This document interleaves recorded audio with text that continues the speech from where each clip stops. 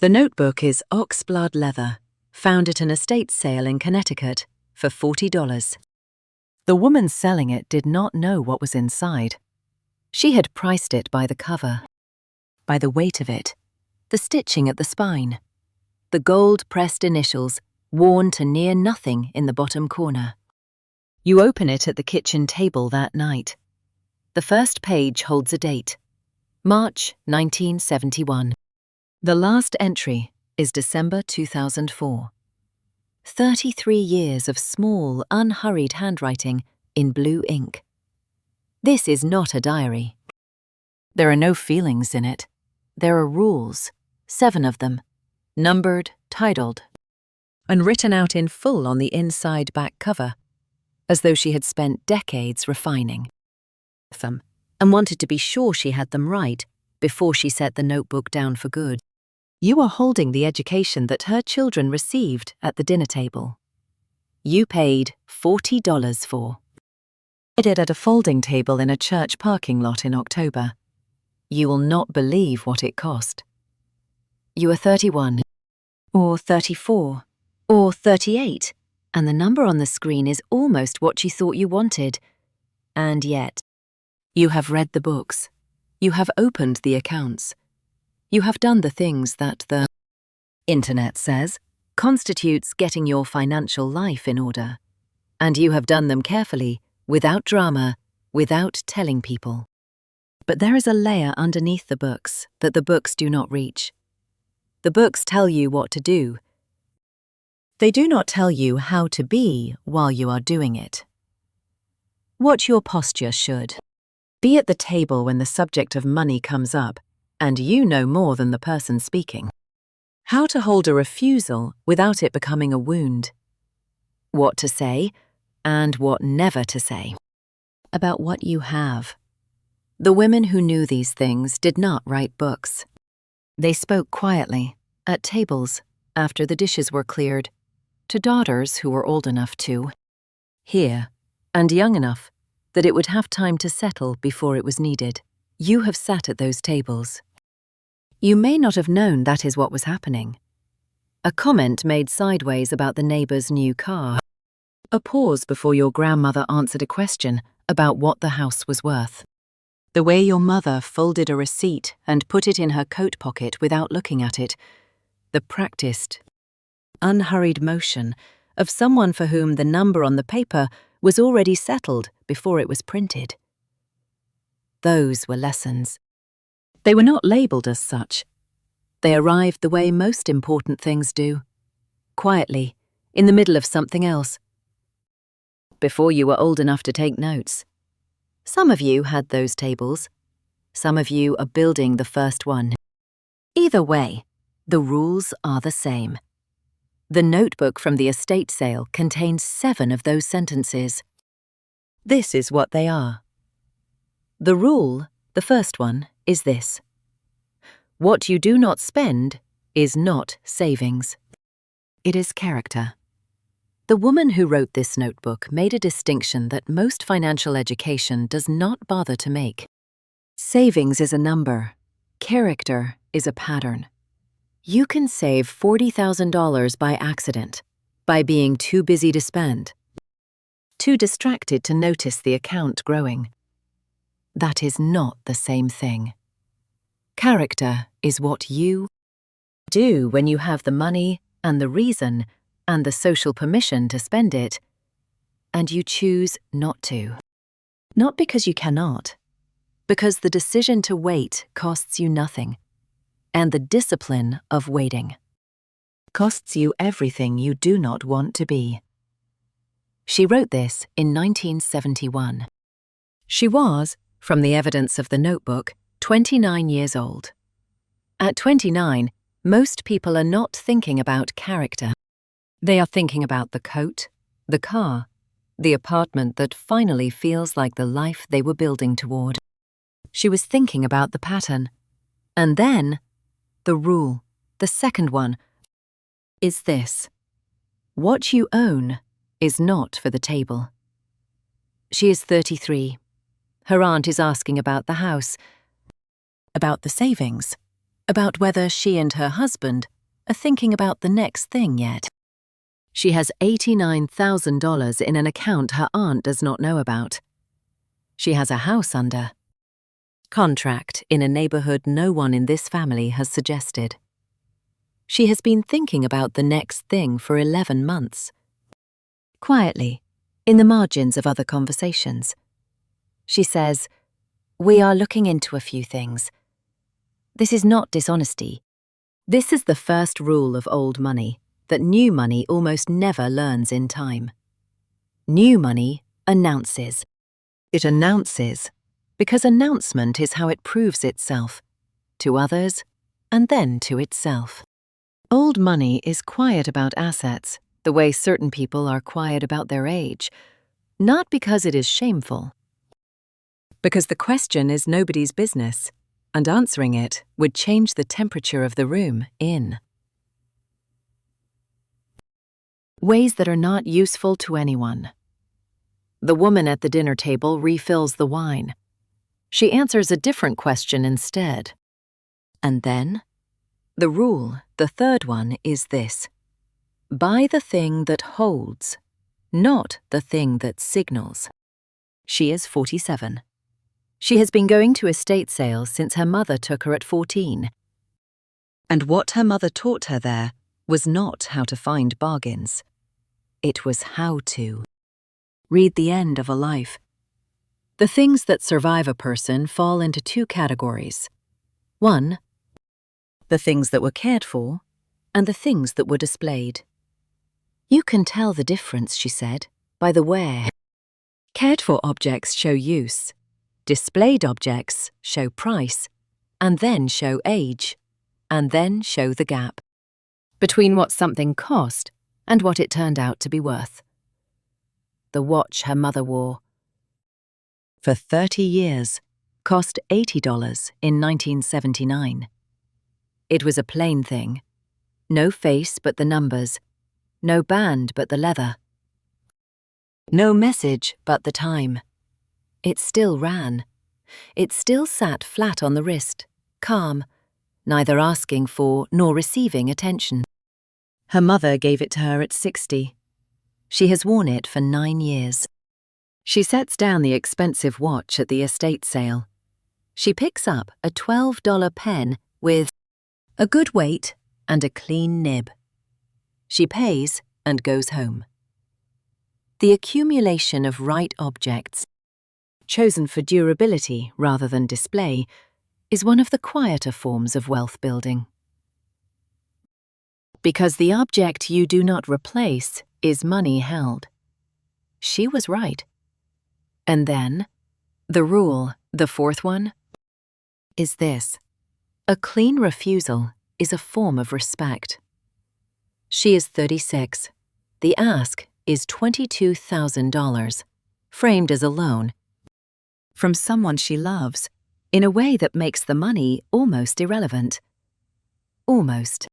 What the women in the notebook understood, and what the books on negotiation and boundaries and financial wellness take 100 pages to say less precisely, is that a refusal with explanation is an invitation to negotiate. It opens a door. It implies that with the right argument, the right circumstance, the answer might change. A clean refusal closes the door, not with coldness, with finality. Not because the relationship does not matter, because the relationship matters enough to preserve it from the resentment that money, borrowed between people who love each other, almost always generates. She says, "I can't do that." Not, "I don't have it." Not, "Let me think about it." Not, "Maybe in a few months." She says, "I can't do that." And she means it the way a door means closed. The relationship survives. The money is never mentioned again. And then, the rule, the fifth one, is this: keep the record. The number alone is not the lesson. The woman who wrote, "This notebook kept it for 33 years. What she recorded was not just figures. She recorded decisions, what she chose and what she declined, and what the declining bought her over time. There is an entry from 1988 when she is 46. The entry reads, "Offered the partnership. Declined. Took the salary and the equity instead. They thought I was afraid. I was not afraid." 6 lines, no drama, no declaration about what it meant. 12 pages later, 1994, the equity paid. They understood later what I had understood in 1988. They were right to offer. I was right to structure it differently. The record is not for memory. You do not need to record what you will remember. The record is for the pattern, so that 10 years from now, when a similar decision arrives in a different shape, you have evidence. Not feeling, evidence. The record of what you chose and what it returned. The women who kept notebooks like this one were not sentimental. They were methodical. The notebook is the system, not the feeling. And then, the rule, the 6th one. We will return to it. But here is where it first appears, in the record, in 1993. The entry reads, "Attended the firm dinner. Notice the difference between the 2 women at the table. One had arrived. The other had simply come. 11 words of distinction. No names, no elaboration. You understand it if you have ever been in a room with someone whose wealth precedes them, who comes in already, performing the fact of what they have, in the ease, in the selection, in the particular way they handle the menu, without reading it, as though the reading would be, beneath the version of themselves they are presenting tonight. And you have been in rooms with women who have exactly as much, sometimes more, and you did not know it until much later, if at all, who sat down and were present in a way that had nothing to do with what they owned, whose attention was on the conversation, not on what the conversation cost. The entry from 1993 does not say which woman is worth emulating. It does not have to. You already know. And then, there are 2 more rules in the notebook, the 6th and the 7th. They are written last, below the others, in a slightly different ink, as though she added them after the first 5, when she had lived long enough to know what the first 5 had missed. What it cost was not money. The women who passed these rules down at dinner tables, who spoke carefully, who refused quietly, who kept the record, who bought the thing that held, they paid a price that does not appear in any balance sheet. I have seen this. The price is distance. The composure that serves you at 33 when you say we are looking into a few things. That composure does not switch off when you sit down with people you love. The habit of withholding, practiced for decades in every room where money is too loud or too present, becomes the habit of the self. You carry it into conversations where it is not needed. You carry it into rooms where it would be fine to be seen. The 5th rule, the record, is the one that took the longest to understand. 4 years of careful pages before the difference became clear. What had been kept was distance, not data. Everything at a remove that looked from the outside like discipline. The cost appears slowly. It looks for a long time like success, like the composed face across the table from me. Someone who is asking too much, like the even voice that says no without flinching, like the patience that watches an account grow without touching it for 9 months. All of it looks like strength. And much of it is. But there is a version of this composure that calcifies. That stops being a tool and becomes a posture you cannot set down. You will know it. Has happened when you are in a room where the money is not the point, and you are still behaving as though it is. I have watched this happen. Not once. The costs the books do not name. The very skills that protect the capital. Silence, refusal, patience, withholding. Are the skills that, practiced without care, protect the self from everything else too. You will not believe this yet. That is fine. You are building the tools. You do not have to know yet which rooms they belong in, and which rooms they should stay outside of. The woman who wrote the notebook knew. You can feel it in the later entries, looser, with more room between the observations. As though she had finally given herself permission to leave space. The rule, the sixth one, is this. Let what you have earned change your options, not your presence at the table. She wrote this in 1998. She was 56. She had been at tables for 27 years by then. Boardroom tables, dinner tables. The kitchen table where her daughters sat and watched how she moved through a conversation about money, as though it were a conversation about weather.